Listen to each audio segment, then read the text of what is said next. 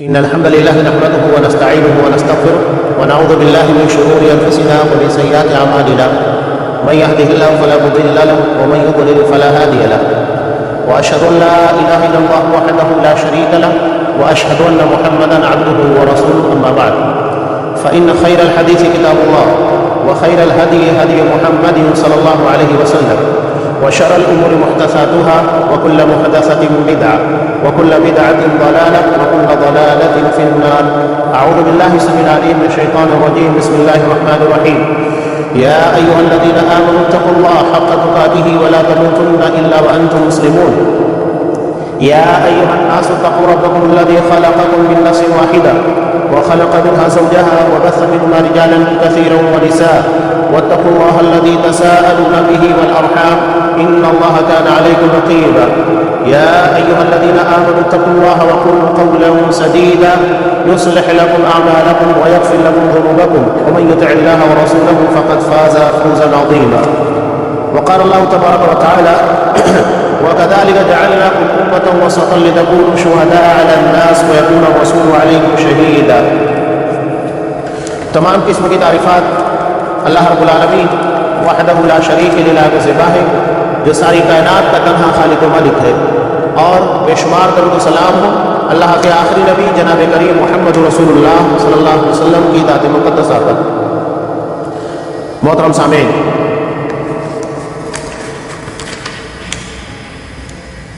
اسلام اہل باطل کی نظر میں ہمیشہ سے چھپتا رہا ہے.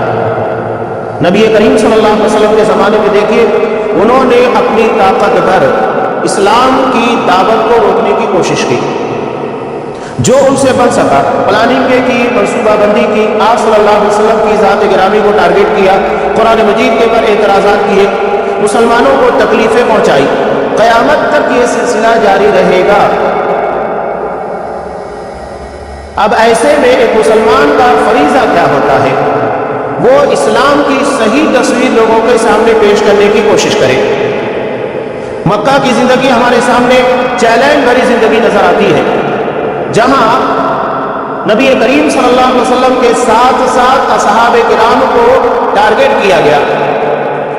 انہوں نے جہاں تک ان لوگوں کی طاقت تھی، اس لیے کہ مکہ کے اندر باہر سے لوگ بھی آیا کرتے تھے، چنانچہ انہوں نے مکہ کے ساتھ ساتھ باہر تک اپنی آواز کو پہنچانے کی کوشش کی کہ حج کے موقع پر جب باہر کے لوگ مکہ آنے والے تھے تب آپ صلی اللہ علیہ وسلم کی دعوت کو روکنے کے لیے باقاعدہ منصوبہ بندی کی گئی، اور مکہ کے ہر دروازے کے پر ایک شخص کو بٹھایا گیا جو آپ صلی اللہ علیہ وسلم کے بارے میں لوگوں کو خبردار کرے کہ اس کی بات نہیں سننا، وہ پاگل ہے، دیوانہ ہے. اور آپ صلی اللہ علیہ وسلم کی دعوت کے ماننے کا نتیجہ یہ ہوتا ہے کہ باپ بیٹے کا، بیٹا باپ کا دشمن بن جاتا ہے، بھائیوں کے درمیان دشمنیاں پیدا ہو جاتی ہے. انہوں نے اپنی بساط پر کوشش کی، یہاں تک کہ جب آپ صلی اللہ علیہ وسلم نے کوہ صفا کے پر جو مکہ کا سب سے بہترین چینل تھا جہاں سے ہر جگہ آواز پہنچتی تھی، آپ اس کے پر کھڑے ہوئے اپنی دعوت کو پیش کیا. قولوا لا الہ الا اللہ تفلحوا تملک العرب والعجم، کہ لا الہ الا اللہ کا اقرار کرو، تم دنیا میں بھی کامیاب ہوگے، آخرت میں بھی کامیاب ہوگے. اور اتنا ہی نہیں، اللہ تمہیں عرب اور عجم کی بادشاہت دے گا، مالک بنا دے گا تمہیں. جب آپ صلی اللہ علیہ وسلم نے دعوت پیش کی تو نتیجہ کیا ہوا؟ سب سے پہلے آپ کے گھر کا آپ کا سبزہ چچا ابو لہب کھڑا ہوتا ہے اور اس کے بعد کہتا ہے تب لگا یا محمد لہذا جمع کرا کہ محمد صلی اللہ علیہ وسلم تمہارا برا ہو، ہاتھ ٹوٹ جائے، کیا تم نے اسی لیے ہم کو یہاں پر جمع کیا ہے؟ اس کے جواب میں قرآن مجید کی آیت نازل ہوئی تبت یدا ابی لہب وتب، ہاتھ محمد رسول اللہ صلی اللہ علیہ وسلم کے نہیں ٹوٹیں گے، برا محمد رسول اللہ صلی اللہ علیہ وسلم کا نہیں ہوگا، بلکہ برا اور تباہی ان لوگوں کے لیے ہے جو آپ کی دعوت میں روڑے اٹکانے کی کوشش کرتے ہیں. یہ بنیادی بات ہے. آج بھی آپ دیکھیں کہ اسلام کو کبھی دہشت گردی کے نام کے اوپر بدنام کرنے کی کوشش کی جاتی ہے، جہاں ٹیررسٹ کا یا تو دہشت گردی کا نام آتا ہے وہاں مسلمانوں کا تذکرہ ہوتا ہے. یہ پوری پلاننگ کے ساتھ ہے، منصوبہ بندی ہے کہ مسلمانوں کو باقاعدہ ٹارگٹ کیا جائے، اور ہمارے درمیان کچھ نوجوانوں کو باقاعدہ شروع سے ٹرینڈ کیا جاتا ہے، ان کے دماغ کو ہائی جیک کیا جاتا ہے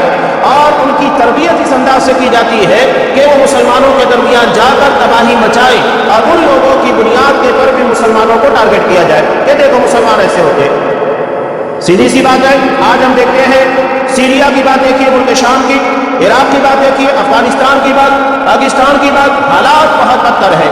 अल्लाह का शुक्र है कि हमारा अपना मुल्क इससे महफूज है, वरना वहाँ नमाज पढ़ते हुए ऐन जुमा के मौके के पर ब्लास्ट होते हैं। ऐन जुमा के मौके के पर मुसलमानों को नमाज पढ़ते हुए गोलियों से भून दिया जाता है। तो कौन होते हैं वो लोग? वो मुसलमान ही होते हैं, नाम लेवा, सिर्फ नाम के मुसलमान होते हैं, जिनके ज़हन दिमाग के अंदर अग़ियार, सहयूनी ताकतें और इस तरह की देगर साजिशी तंजीमें अपना जहर भर देती है और उनसे मुसलमानों के दरमियान भेज कर मुसलमानों को मारती है। साजिश बड़ी खतरनाक है, इसलिए कि मस्जिद में कोई गैर मुस्लिम नहीं आएगा, मुसलमानों को ही भेजा जाता है ताकि इस तरह मुसलमानों को बदनाम किया जा सके। मुसलमान और इस्लाम को तशद्दुद के नाम के ऊपर बदनाम करने की कोशिश की जाती है। मैं आज चंद बातें आपके सामने, इस्लाम की एक अजीम खूबी वसतियत है। वसतियत का मतलब होता है बेहतरी, यानी सबसे बेहतरीन चीज को अपनाना, यह इस्लाम की खासियत है। सूरह बकरा की आयत मैंने आप लोगों के सामने पेश की। अल्लाह तबारक व तआला ने उसी हकीकत को यहाँ लाकर बयान किया है। कहा वकज़ालिका जअलनाकुम उम्मतन वसता, हमने इसी तरह तुम लोगों को उम्मत वसत बनाया है। वसत का मतलब क्या है? इसकी तफसीर के अंदर मुफस्सिरीन बयान करते हैं कि वसत का मतलब है बेहतर। जैसा कि सूरह कलम में अल्लाह तबारक व तआला ने बयान किया, ये बाग वालों का किस्सा है।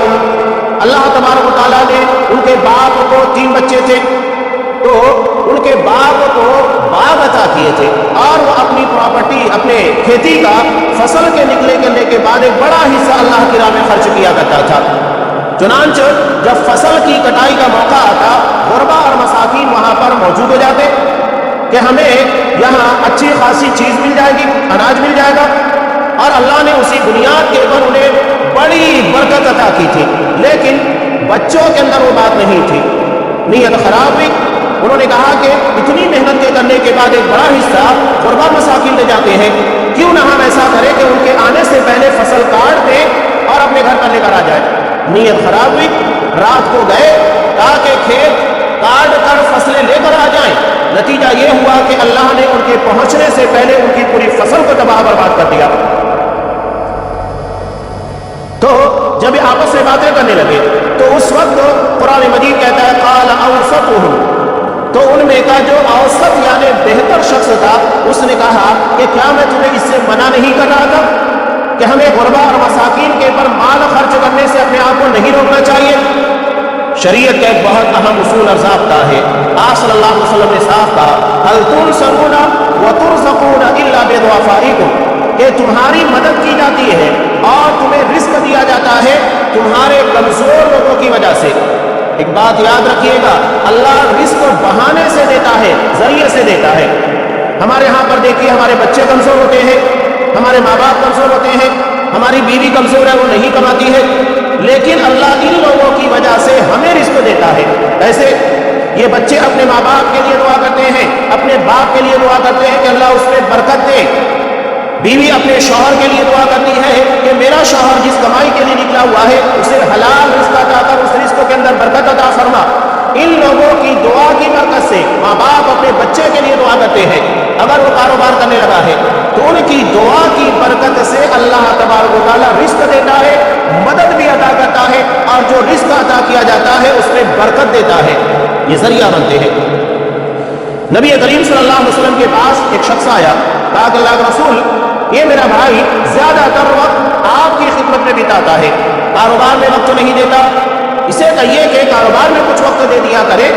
तो आप सल्लल्लाहु अलैहि वसल्लम ने क्या कहा, लअल्लका तुरज़क़ बिही, हो सकता है कि इसकी वजह से तुझे रोजी दी जा रही है, यानी ये जरिया है तेरी रोजी का, ये अल्लाह के दीन की तालीमात हासिल कर रहा है ताकि लोगों ने अल्लाह का दीन फैला सके, तो अल्लाह इसकी वजह से तुम्हें रिस्क दे रहा है, जरिया बनते हैं। बहरहाल ये बात जो मैंने कही कि क़ाल औसतुहुम, उनमें का बेहतर शख्स कहने लगा, तो वसत की तफसीर बेहतर से की जाती है, यानी बेहतरीन उम्मत। आगे चंद चीजें जो इस दिन के अंदर बयान की गई है मैं आपके सामने रखने की कोशिश करूंगा। अल्लामा इब्न अबी इज़ रहमतुल्लाह ने इसके बारे में बयान किया, ये जो कुरान मजीद के अंदर आया है ये वकज़ालिका जअलनाकुम उम्मतन वसता, अल्लाह ने इसी तरह तुम लोगों को उम्मत वसत बनाया है, बेहतरीन उम्मत बनाया है, अदल वाली उम्मत, जहां जुल्म नहीं है, ज्यादती नहीं है और सितम और मैलान नहीं है, हर किस्म की गलत बातों से पाक और साफ उम्मत है। उम्मतन वसता, क्यों? लितकूनु शुहदा अलन नास, ताकि तुम लोगों के पर गवाह बन सको। गवाह कौन शख्स होता है? जो ना जालिम का साथ है और ना मजलूम का। जालिम का साथ देने का मतलब क्या है कि वो ताकतवर है तो उसके ताकत या उसके रुपये पैसे उसके ओहदे की बुनियाद के पर डर जाए और उसके खिलाफ गवाही ना दे। और मजलूम का साथ देने का मतलब ये है कि ये देखे कि मजलूम बड़ा कमजोर है, गरीब आदमी है, लिहाजा मैं अगर उससे कुछ गलती हो रही है या तो उसका कुछ नहीं निकल रहा है तब भी मैं उसके ताल्लुक से गवाही दे दूं कि उसे कुछ मिल जाए, जबकि नहीं मिलना चाहिए। तो ना जालिम की मदद करे और ना ही मजलूम की मदद करे। जो सच्चाई है, जो अदल है, वही बयान करे। इसी को गवाह कहा जाता है जो किसी की तरफ झुके ना। चुनांच अल्लामा इब्न अबी इज़ रहमतुल्लाह बयान फरमाते हैं, लिखते हैं कि आदमी के लिए औला और बेहतर यह है कि वो अपने अक़वाल और अफ़आल में किसी ऐसे कौल और अमल को इख्तियार ना करे जिसमें कोई मसलहत ना हो, हिकमत के साथ काम करे। जिसमें हिकमत पाई जाती है, मसलहत पाई जाती है, फ़ायदा होता है, नुकसान ना हो। और इसी तरह जिसमें किसी नुकसानदाह अम्र से तहफ़्फ़ुज़ ना मिलता हो और गुलू तक़सीर के माबैन तवस्सुत का एतक़ाद भी हो। अलावाज़ी अल्लामा इब्न क़य्यिम रहमतुल्लाह अलैह बयान करते हैं कि हर काम में शैतान को दो में से एक तरह से दखल होता है। कोई भी काम, नेकी का कोई भी अमल हो, शैतान को दो में से एक तरह से दखल होता है। कैसे? वो या तो गुलू में मुब्तला कर देगा, यानी अगर आप कोई नेकी और अच्छाई का काम कर रहे हैं आपको गुलू में मुब्तला कर देगा, यानी जितनी नेकी करना चाहिए उससे ज्यादा करें। जैसा कि नमाज जितनी आप सल्लल्लाहु अलैहि वसल्लम ने पढ़ी उससे ज्यादा पढ़ने की कोशिश करें, जितना आप सल्लल्लाहु अलैहि वसल्लम ने रोजा रखा उससे ज्यादा रोजा रखने की कोशिश करें। कुछ मिसालें आगे आ रही है। या फिर तक़सीर पर इक्तिफा करने पर उकसाए, यानी जितना काम है उससे कम करना। नमाज जितने इत्मीनान के साथ, सुकून के साथ अदा करना चाहिए नहीं, बल्कि उसमें तेजी लेकर आए ताकि नमाज मुकम्मल तरीके से बातिल हो जाए। जबकि हक इन दोनों इंतहाओं के दरमियान है, यानी या गुलू नहीं करना है और ना ही इबादत में या मामलात में कमी करना है। अब यहाँ चंद मिसालें पेश मैं आपके सामने कर रहा हूँ जिससे वाज़ेह होता है कि इस्लाम में किस तरह वसतियत यानी बेहतरी पाई जाती है, यानी जो चीज़ गुलू से और तक़सीर से पाक है, कमी और ज़्यादती से पाक होती है। सबसे पहले एतक़ादात के मामला देखिए कि इस्लाम में ना तो इल्हाद है और ना इनकार ज़ात है, यानी अल्लाह इस कायनात का पैदा करने वाला है, इसको मानना है। ये नहीं कि कायनात का कोई पैदा करने वाला ही नहीं, इंसान अपने आप पैदा हो गया है। जैसा कि ज़हरिया लोग मानते हैं कि कायनात का कोई पैदा करने वाला नहीं, इंसान अपने आप पैदा हुआ, कायनात की चीज़ें अपने आप पैदा की हैं, ऐसा नहीं है। और ना ही वसनियत यानी पैदा करने वाले यानी रब के बारे में बुत परस्ती का अकीदा, उसकी तस्वीर बनाई जाए, उसके मुजस्समे बनाए जाए। इन दोनों के दरमियान इस्लाम ने वसतियत का रास्ता हमको अकीदे के अंदर इनायत फरमाया। लिहाजा जो लोग ये कहते हैं कि कायनात का कोई पैदा करने वाला ही नहीं, दहरिया लोगों का अकीदा, कम्युनिज्म जिसको कहा जाता है, इस्लाम इसको भी नहीं मानता और ना ही इस बात को मानता है कि पैदा करने वाले को किसी मुजस्समे के अंदर या किसी बुत के अंदर या किसी तस्वीर के अंदर लाकर समो दिया जाए और उसकी इबादत की जाए। पैदा करने वाला है लेकिन उसे किसी तस्वीर या मुजस्समे के अंदर कैद नहीं किया जा सकता, ना उसकी तस्वीर बनाई जा सकती है। कुरान मजीद ने साफ कहा लैसा कमिस्लिही शै, कि अल्लाह की मानिंद कोई चीज नहीं। जब अल्लाह की तरह कोई चीज नहीं है तो ना उसकी तस्वीर बनाई जा सकती है, ना उसका मुजस्समा बनाया जा सकता है। तो ये इस्लाम का अकीदा जो सबसे बेहतर अकीदा है कुरान मजीद ने पेश किया। बल्कि रबूबियत व उलूहियत में अल्लाह तबारक व तआला को खालिस माना जाए कि वो अकेला पैदा करने वाला है, अकेला इबादत के लायक है, उसके अलावा इबादत के लायक कोई नहीं है। इबादत की जितनी किस्में हैं सब अल्लाह तबारक व तआला के लिए अदा की जाए। और इसी तरह अल्लाह के अस्मा व सिफात, अल्लाह के जो नाम है, اللہ قرآن مجید میں اپنی صفت بیان کرتے کہتا ہے وَهُوَ السَّمِيعُ الْبَصِيرُ، اللہ سننے والا ہے، اللہ دیکھنے والا ہے، یعنی اللہ تبارک و تعالیٰ کی طرح کوئی سن نہیں سکتا جیسے اللہ سنتا ہے، اللہ تبارک و تعالیٰ کی طرح کوئی دیکھ نہیں سکتا جیسے اللہ دیکھتا ہے۔ ہمارے دیکھنے کی ایک حد ہے، ہم زیادہ سے زیادہ آدھا کلومیٹر 1 کلومیٹر دور کی چیزیں دیکھ سکتے ہیں، اس کے بعد نہیں دیکھ سکتے، اور اگر بیچ میں کوئی چیز آ جائے، دیوار ہے، پردہ ہے، تو ہم اس کے پیچھے کی چیز کو نہیں دیکھ سکتے، جبکہ اللہ تبارک و تعالیٰ عرش کے پر مستوی ہوتے ہوئے ہر چیز کو دیکھتا ہے، یہاں تک کہ کالی پہاڑی پر کالی چیونٹی جب چلتی ہے اللہ اس کو دیکھتا بھی ہے اور اس کے چلنے کی آواز کو بھی سنتا ہے، اور جو چیزیں آڑ یا پردے کی بنیاد پر ہمیں نہیں دکھائی دیتی اللہ تبارک و تعالیٰ ان ساری چیزوں کو دیکھتا ہے۔ اسی لیے قرآن مجید میں جا بجا اللہ کے تعلق سے بیان کیا جاتا ہے عالم الغیب والشہادہ، اللہ غیب یعنی جو چیزیں ہمیں نہیں دکھائی دیتی ہیں، شہادہ جو دکھائی دیتی ہیں، سب کو جاننے والا ہے۔ اللہ کے لیے کوئی چیز پوشیدہ نہیں ہے۔ اللہ ہمارے اعتبار سے کہہ رہا ہے کہ جو چیز تمہارے اعتبار سے پوشیدہ ہے اللہ اس کو بھی دیکھتا ہے، اور جو تمہاری نظروں کے سامنے ہے اسے بھی دیکھتا ہے۔ یہ اعتقاد کے معاملے میں۔ علامازی تقدیر کا معاملہ، تقدیر کا بہت اہم معاملہ ہے، بلکہ اس باب میں علماء تقریر کرتے ہوئے کہتے ہیں یہ پل صراط کے پر گزرنے کی طرح ہے کہ کہیں ایسا نہ ہو کہ تقدیر کا انکار ہو جائے، یا کہیں ایسا نہ ہو کہ تقدیر کے بارے میں انسان کو مجبور مان لیا جائے۔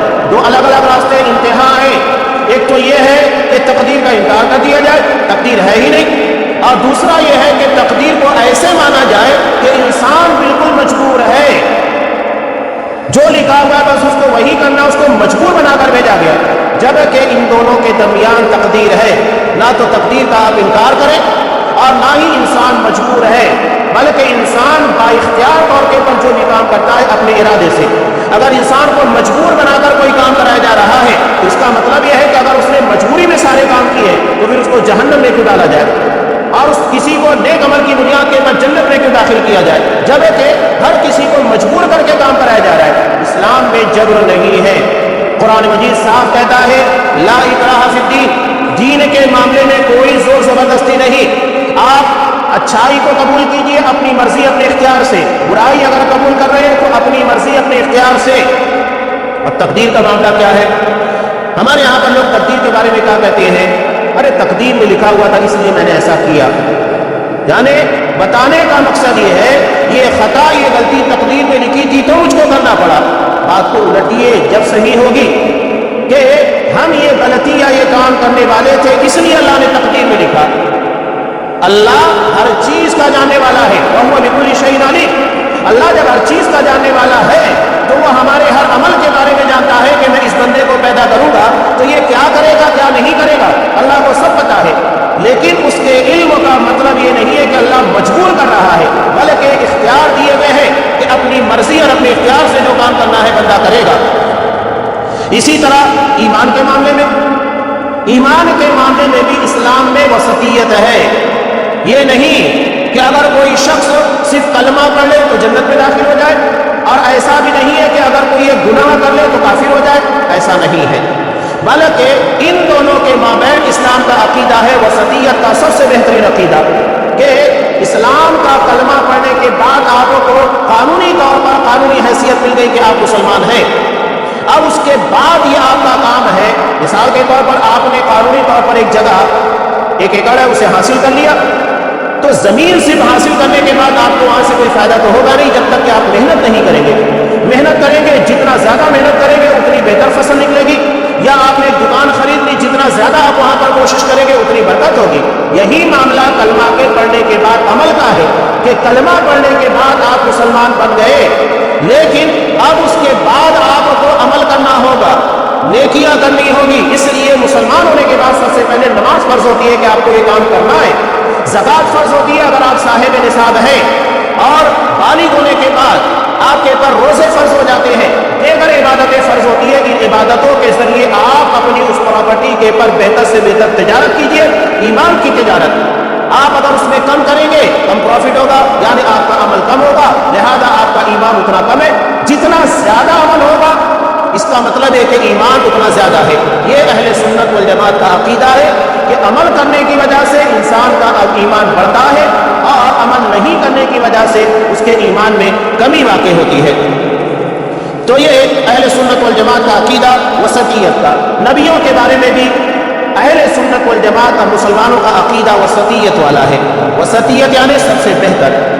آپ دیکھیے کہ بہت سارے لوگوں نے انبیاء کو معبود بنا دیا، نعوذ باللہ، یعنی نبی کے مقام سے اٹھا کر اللہ کے مقام پر لے جا کر بٹھا دیا، جیسا کہ حضرت عزیر، حضرت عیسیٰ علیہ السلام ان کو کہنے لگے کہ اللہ کے بیٹے، نعوذ باللہ۔ اور ایک طرف یہ ہے کہ بعض نبیوں کا انکار کر دیا گیا، انہیں نبی مانا ہی نہیں جاتا، جیسا کہ یہود، یہ حضرت عیسیٰ علیہ السلام کو اللہ کا نبی نہیں مانتے، بلکہ نعوذ باللہ انہیں ولد الزنا کہتے ہیں۔ اتنا سنگین الزام۔ اس کے بعد یہ نہ محمد رسول اللہ صلی اللہ علیہ وسلم کو مانتے، وہ آپ صلی اللہ علیہ وسلم کو رسول تسلیم نہیں کرتے۔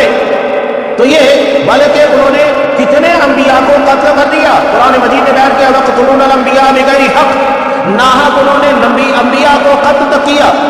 یعنی ایک طرف نبیوں کو نعوذ باللہ معبود بنا دیا گیا اور دوسری طرف انہیں قتل تک کر دیا گیا، انہیں ولد الزنا تک کہا گیا۔ اسلام ان دونوں کے درمیان ہے۔ اسلام کہتا ہے جتنے انبیاء آئے ہیں سارے نبیوں کے پر ایمان رکھنا ہوگا، سارے رسولوں کو اللہ تبارک و تعالیٰ کا پیغمبر ماننا ہوگا، کسی میں کوئی تفریق نہیں، ہر کسی کی رسالت، ہر کسی کی نبوت تسلیم شدہ ہے۔ لا نفرق بین احد منہم، ہم کسی رسول کے درمیان تفریق نہیں کرتے، یعنی کسی رسول کی رسالت کا انکار نہیں کرتے، ہر کسی کو نبی مانتے ہیں۔ ہاں ہم امتی محمد رسول اللہ صلی اللہ علیہ وسلم کے، لہذا آپ کی الہی شریعت، آپ کا لایا ہوا دین ہمارے لیے قابل اتباع ہے۔ رسالت ہر کسی کی مانی جائے گی اور تعلیم محمد رسول اللہ صلی اللہ علیہ وسلم کی تسلیم کی جائے گی، اس لیے کہ ہم آپ کے امتی ہیں۔ یہ اسلام کی وسطیت ہے۔ اسی طرح عبادت کے معاملے میں اسلام نے ہمیں وسطیت والا سب سے بہترین راستہ دیا۔ یہ نہیں کہ آپ مکمل طریقے سے تجارت میں گھس جاؤ، صرف تجارت ہی کرتے رہو، باقی کچھ مت کرو، اور نہ ہی دوسری طرف یہ کہ آپ صرف عبادت کرتے رہو، بلکہ آپ صلی اللہ علیہ وسلم نے کہا تمہارے بدن کا بھی حق ہے، تمہاری بیوی کا بھی حق ہے، تمہارے بچوں کا بھی حق ہے، ماں باپ کا حق ہے۔ اسلام جتنے حق ادا کرتا ہے آپ کو کسی مذہب کے اندر نہیں ملے گا۔ یہاں تک کہ سفر میں اگر ہمارے بازو میں کوئی شخص آ کر سفر کر رہا ہے، سفر کا ساتھی ہے، اس کا بھی حق ہے، والصاحب بالجنب، جو ہمارے بازو میں بیٹھ کر سفر کر رہا ہے۔ اسلام حقوق کی ادائیگی والا دین ہے۔ تو یہاں اس طرح نہیں ہے کہ آپ صرف اپنے آپ کو مکمل طریقے سے عبادت کرنے لگ جاؤ، رہبانیت جس کو کہا جاتا ہے، یا دیگر مذاہب میں ہم دیکھتے ہیں کہ سادھو وغیرہ جو مکمل طریقے سے تجارت، دنیا، ان ساری چیزوں سے کٹ کر نہ شادی کریں گے، نہ بھی بچے ہوں گے، نہیں۔ آپ صلی اللہ علیہ وسلم سے اصحاب کرام اس کی اجازت مانگی، آپ نے منع کر دیا۔ حضرت عثمان بن مسعود رضی اللہ تعالیٰ عنہ نے تبتل کی، یعنی دنیا سے کٹ کر شادی نہیں کرنا ہے، کاروبار نہیں کرنا ہے، صرف اپنے آپ کو عبادت کے لیے وقف کر دینا ہے، اجازت مانگی، آپ صلی اللہ علیہ وسلم نے منع کر دیا۔ اپنے آپ کو خصی کرنے، نسبندی جس کو کہا جاتا ہے، اس سے آپ صلی اللہ علیہ وسلم نے منع کیا۔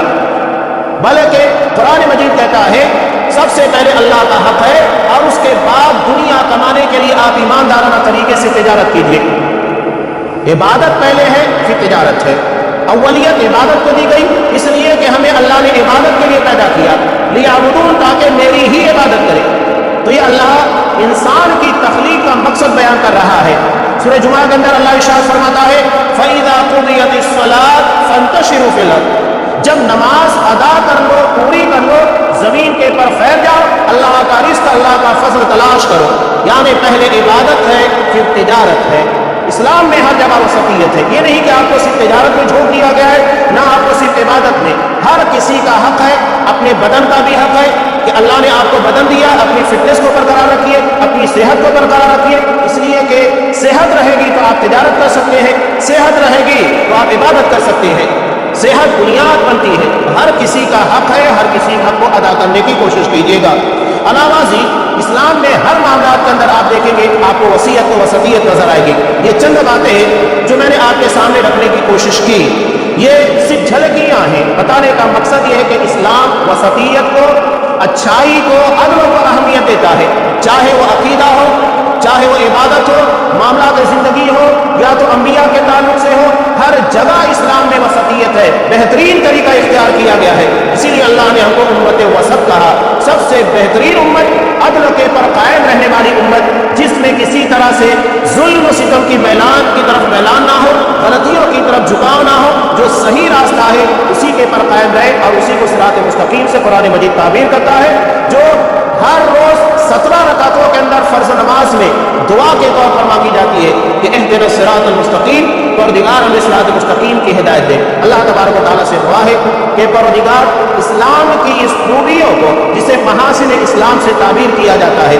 وسطیت یعنی اچھائیاں، خوبیاں، ہمیں ان چیزوں کو سمجھنے کی توفیق دے اور اسی چیز کے پر ہمیں قائم و دائم رکھ اور اسی چیز کا مبلغ بنا، تاکہ اسلام کی صحیح تصویر ہم مسلمانوں کے ساتھ ساتھ غیر مسلموں کے درمیان بھی پیش کر سکے۔ اسلام کے بارے میں کوئی الزام یا بہتان تراشی کرنے یا اسے بدنام کرنے کی کوشش کرے تو ہم اس کو صحیح طور پر مطمئن کر سکے کہ بات ایسی نہیں ہے جیسا کہ آپ سمجھ رہے ہیں۔ اللہ تبارک و تعالی ہمیں اس کی توفیق دے، آمین۔ بارک اللہ لنا ولکم فی القرآن العظیم ونفعني وإياكم بالآیات والذکر الحکیم، انہ تعالی جواد کریم ولطیف رحیم۔